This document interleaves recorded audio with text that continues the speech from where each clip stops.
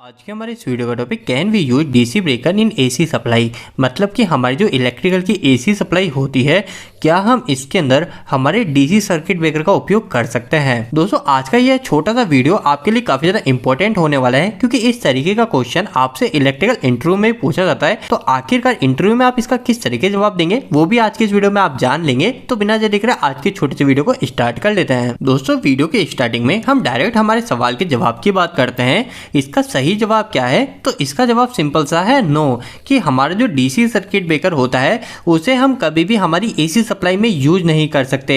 अब आखिरकार यह यूज क्यों नहीं किया जाता इसके ऊपर भी हम बात करेंगे, लेकिन इसी के साथ साथ एक और सवाल हमारे मन में यह भी आता है कि अब हमें यह तो पता चल गया कि हम हमारी एसी सप्लाई के अंदर डीसी सर्किट ब्रेकर को उपयोग नहीं कर पाएंगे, लेकिन अगर हम इसका जस्ट अपोजिट करना चाहें, मतलब कि मेरे पास में कोई डीसी सप्लाई है, उस डीसी सप्लाई के अंदर मैं हमारे एसी सर्किट ब्रेकर का उपयोग करना चाहता हूं, जो हमारे एसी एमसीबी होती है उस एसी एमसीबी का उपयोग करना चाहता हूं, तो क्या यह पूरी तरीके से पॉसिबल है?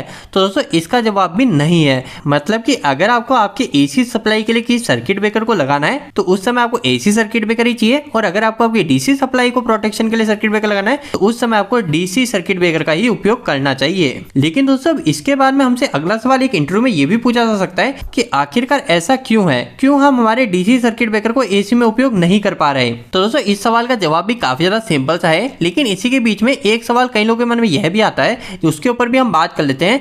कई लोग यह पूछते हैं कि हमारे पास में अगर दो सर्किट ब्रेकर है तो हम कैसे पहचानेंगे कि कौन सा एसी और कौन सा डीसी है। तो दोस्तों इसे पता करने के कई सारे मेथड होते हैं, लेकिन मैं आपको सबसे सिंपल सा मेथड बताऊं तो हमारा जो भी सर्किट ब्रेकर होता है, इस सर्किट ब्रेकर के अंदर जहां पे भी हमारे वोल्टेज लिखे होते हैं ना, जैसे हमारी एक ये वाली एमसीबी है और एक ये दूसरी एमसीबी है, तो इस एमसीबी के अंदर जहां पे भी वोल्टेज लिखे होंगे उसके पास में हमारा एक सिंबल बना होता है। अगर वह सिंबल इस तरीके का बना हुआ है, अल्टरनेटिंग टाइप का बना हुआ है, तो इसका मतलब यह है कि वह जो सर्किट ब्रेकर है वो हमारा एसी सर्किट ब्रेकर है। तो अगर इस इमेज में देखते हैं तो इस इमेज में भी यहाँ पे सिंबल इस तरीके का बना हुआ है 415 के आगे, मतलब कि हमारी जो ये एमसीबी है, ये एमसीबी हमारी एसी एमसीबी है। लेकिन अगर हम हमारी दूसरी एमसीबी में बात करें तो इसके अंदर अगर आप देखेंगे तो यहाँ पे जो सिंबल बना हुआ है वह सिंबल हमारा कुछ इस प्रकार का बना हुआ है। मतलब कि यहाँ पे क्या लिखा है, यहाँ पे लिखा हुआ है 500, फिर इसके बाद में इस तरीके से हमारा सिंबल बना रखा है। अब अगर कभी भी आपको इस तरीके का सिंबल देखने को मिलता है तो इसका मतलब है हमारी ये जो सर्किट ब्रेकर है ये हमारा डीसी सर्किट ब्रेकर है। तो दोस्तों यह एक सिंपल सा मेथड होता है जिसकी मदद से हम आसानी से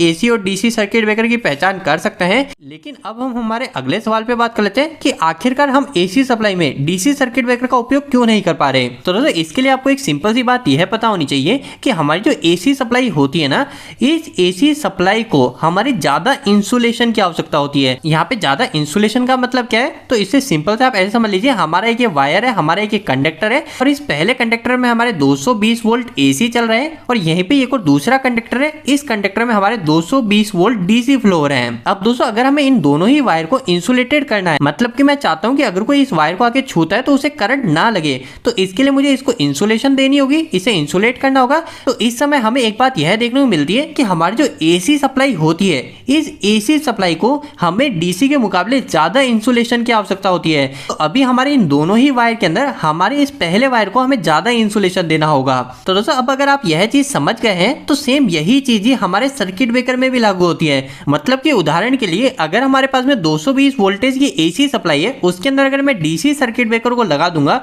और वो डीसी सर्किट ब्रेकर भी हमारा 220 वोल्टेज का होगा, तो भी हमारा वो डीसी सर्किट ब्रेकर खराब हो जाएगा और हमें प्रोटेक्शन नहीं देगा। क्यों नहीं देगा? क्योंकि दोस्तों जैसा मैंने आपको बताया कि हमें यहाँ पर जो एसी 220 वोल्टेज सप्लाई है, इसमें हमें एक ऐसे सर्किट ब्रेकर की आवश्यकता है जिसकी इंसुलेशन प्रॉपर्टी ज्यादा हो। तो अगर मैं यहाँ पे हमारे डीसी ब्रेकर को लगा दूंगा तो इसकी इंसुलेशन प्रॉपर्टी तो कम है, क्योंकि हमारे डीसी को इंसुलेशन कम चाहिए होती है, इसी वजह से हमारे डीसी ब्रेकर की इंसुलेशन प्रॉपर्टी कम रखी जाती है। और अगर हम गलती से इसे एसी सप्लाई पे कनेक्ट कर देंगे तो हमारा ये सर्किट ब्रेकर ही खराब हो जाएगा। लेकिन दोस्तों इसके अलावा एक और सवाल हम सभी के मन में यह भी आ जाता है, ठीक है हमने यह तो जान लिया कि हम हमारी एसी सप्लाई पे डीसी सर्किट ब्रेकर को नहीं लगा सकते, और क्यों नहीं लगा सकते उसके पीछे भी हमने रीजन जान लिया है, जो कि है हमारा इंसुलेशन प्रॉब्लम। लेकिन अगर हम इसका अपोजिट वापस से क्वेश्चन ले कि हमारे पास में डीसी सप्लाई है, उस डीसी सप्लाई पर हम हमारे एसी सर्किट ब्रेकर को लगा सकते हैं क्या, तो इसका जवाब भी मैंने मैंने आपको बताया था कि हम ऐसा भी नहीं कर सकते, लेकिन ऐसा क्यों नहीं कर रहे, इसका जवाब क्या है? तो दोस्तों हमारे इस सवाल का जवाब भी काफी ज्यादा सिंपल सा है। यहाँ पे जैसे मान लीजिए हमारी ये डीसी सप्लाई है, मतलब कि हमारे पास पॉजिटिव और नेगेटिव है।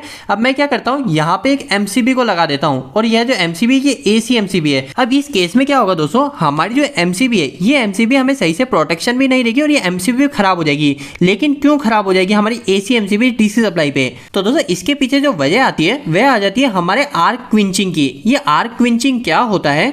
तो दोस्तों आर्क क्विंचिंग का भी मतलब सिंपल सा है, हमें सिर्फ इतनी सी बात पता होनी चाहिए कि हमारे जब भी दो ये वायर है, इस वायर पर हमने अगर लोड कनेक्ट कर रखा है और इस वायर को अगर हम बीच में से डिस्कनेक्ट कराते हैं, चाहे हम हमारे एमसीबी की मदद से कराए, चाहे हम किसी भी ब्रेकर की मदद से कराए, तो जहां पे भी हम ये डिस्कनेक्ट करा रहे होते हैं, जहां से हम इसे ओपन कर रहे होते हैं, वहां पर इसे डिस्कनेक्ट करते टाइम हमारे आर्क उत्पन्न होती है। आर्क का मतलब हमारी चिंगारी उत्पन्न होती है। आपने कई बार देखा हमारा शॉर्ट सर्किट होता है, उस शॉर्ट सर्किट के समय क्या होता है, सबसे पहले चिंगारी उत्पन्न होती है। सेम यही चीज हमारे ब्रेकर के अंदर भी होती है जब हम उसे ऑन और ऑफ कर रहे होते हैं। अब दोस्तों यह जो आर्क मतलब चिंगारी उत्पन्न होती है, यह चिंगारी हमारे डीसी सिस्टम के अंदर ज्यादा होती है। मतलब कि हमारी जो डीसी सप्लाई होती है, उस डीसी सप्लाई को कनेक्ट डिस्कनेक्ट करते समय हमारी आर्क एसी के मुकाबले ज्यादा उत्पन्न होती है। अब ऐसा होने की वजह से हमारे सामने क्या प्रॉब्लम आएगी? तो दोस्तों हमारी प्रॉब्लम आप इस इमेज से आसानी से समझ सकते हैं। हमारी यह जो एमसीबी है ये हमारी एक एसी एमसीबी है। अब इस एसी एमसीबी के अंदर आप देख सकते हैं यहाँ पर ये जो पोर्शन दिख रहा है ना, ये इस पोर्शन को हम बोलते हैं आर्क डिवाइडर।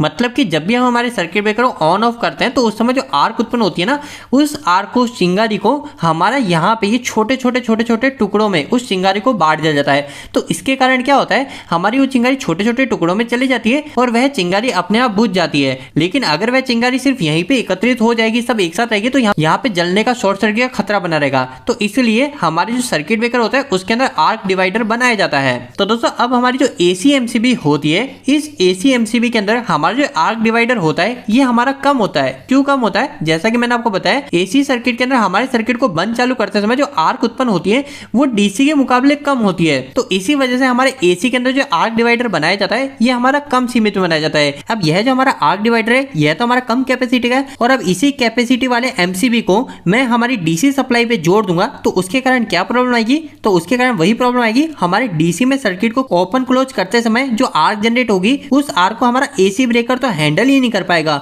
और जब वह हैंडल नहीं कर पाएगा तो वह चिंगारी बढ़ जाएगी और हमारा सर्किट ब्रेकर भी खराब हो जाएगा। तो दोस्तों उम्मीद करता हूं कि इस वीडियो के माध्यम से आपको कहीं ना कहीं कुछ बेहतर जानकारी मिली होगी। आपको ये वीडियो कैसा लगा, इस वीडियो को लाइक करके जरूर बताएं। अगर आपको कोई भी सवाल इस वीडियो के प्रति या फिर इलेक्ट्रिकल आप मुझे कमेंट बॉक्स में कमेंट करके पूछ सकते हैं। इलेक्ट्रिकल वीडियो से आप नहीं पसंद करते हैं, आज हमारे चैनल को सब्सक्राइब कर लीजिए। आज के लिए इतना ही, धन्यवाद।